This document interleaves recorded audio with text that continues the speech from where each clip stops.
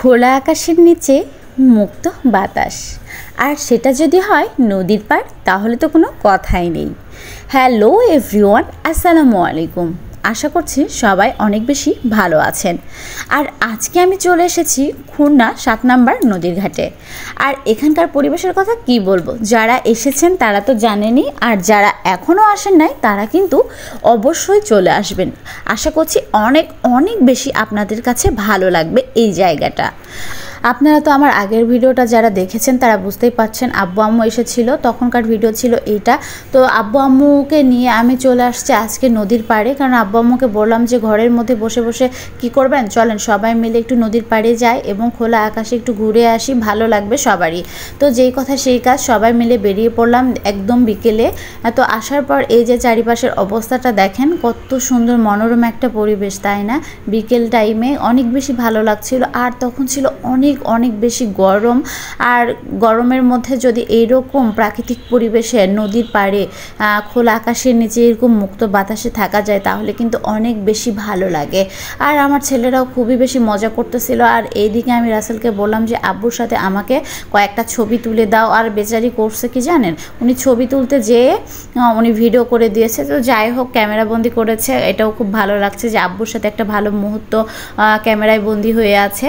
তো সবাই আমার আব্বুর জন্য দোয়া করবেন, তিনি যেন সুস্থ থাকে, ভালো থাকে, আল্লাহ যেন তাকে নেক হায়াত দান করেন। আর এইদিকে আমার ছেলে যে কি পরিমাণ দুষ্টু, এদের দেখলে কিন্তু বোঝা যায় না এরা এতটাই দুষ্টু। মানে সব সময় একজন আরেকজনের পেছনে তো লেগেই আছে, কেউ কাউকে ছাড়া থাকতে পারে না। তবুও তারা সব সময় সারাটা দিন কিছু না কিছু নিয়ে একে অপরের পিছনে লেগেই থাকে।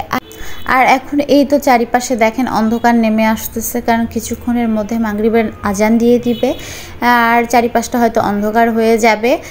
তো সব কিছু মিলিয়ে কিন্তু অনেক বেশি ভালো লাগা কাজ করছিল।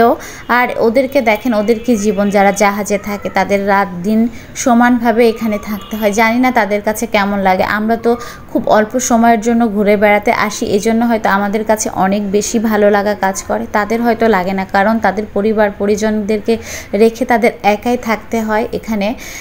তো যাই হোক, সন্ধ্যা যেহেতু নেমে আসতেছে, এখন আমরা বাসার উদ্দেশ্যে রওনা হব। আর আমরা এইদিকে হাঁটাহাঁটির পর ভীষণ রকমের ক্লান্ত আর ভীষণ পানি তৃষ্ণা পেয়েছিল, তো এখানে চলে আসলাম। তো মামাকে বললাম যে আমাদেরকে 6টা লেবু শরবত দিয়ে দেন।